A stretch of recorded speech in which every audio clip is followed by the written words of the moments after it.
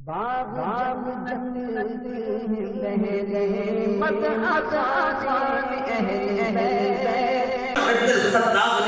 کی تربیت، اولاد کے دل میں محبت اہل بیت اطہار کو راسخ کیا، یہ راسخ کیا. اور کیسے؟ میں اگلا نقطہ پیش کر رہا ہوں، حدیث کی طرح استدلال کر رہا ہوں. یہ باریک نکات ہے جو آپ کے سامنے آج لے کر آ رہا ہوں کہ عبداللہ بن عمر رضی اللہ عنہ کے سامنے اہل عراق آ گئے ایک مرتبہ.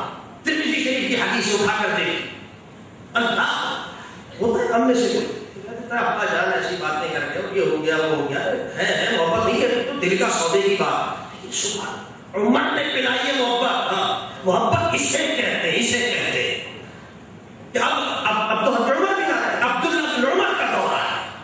حضرت عبداللہ بن عمر موجود ہے کرسی پر، افتاء کے منصب پر، قضاء کے منصب پر، اپنے جاہ و جلال کے ساتھ. اہل عراق سے کچھ لوگ آئے، ایک کوفے والے عراق والے کیا کرتے ہیں؟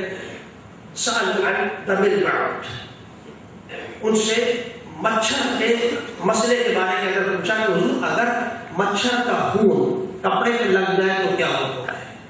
انہوں نے ڈائریکٹ جواب نہیں دیا، بلکہ لوگ سارے حاضر سامعین موجود ہیں. ایک بات کہی، حاضر سامعین کو متوجہ کیا، کہا یہ سوال کر رہا ہے، یہ سوال کر رہا ہے انظروا الی ھذا الرجل، دیکھو شخص یہ سوال کر رہا ہے، کیا کر رہا ہے؟ مچھر کے خون کی بات کر رہا ہے. اب وہ تو اپنے ساتھ پوچھا، لیکن عبداللہ بن عمر پوری تاریخ سامنے آ رہی ہے، کربلا سامنے آ رہا ہے، قتل حسین سامنے آ رہا ہے، علی اکبر علی اصغر کے حلقوموں پہ تیر لگنے یاد آ رہے ہیں. یہ ساری باتیں اپنی جگہ. عمر ابن الخطاب کی بٹھائی ہوئی محبت، کون ذمہ دار رجل، دیکھو اس شخص کو، ایک کوفے سے آئے لوگ سالو عن دم البعوض وقتلوا ابن رسول اللہ. یہ وہ لوگ ہیں کہ جو مچھر کے خون کی تو پرواہ کر رہے ہیں، اور وہ رسول اللہ کا خون جس کو میرا حبیب یشمہما یشمہما، ارے سونگا کرتا تھا.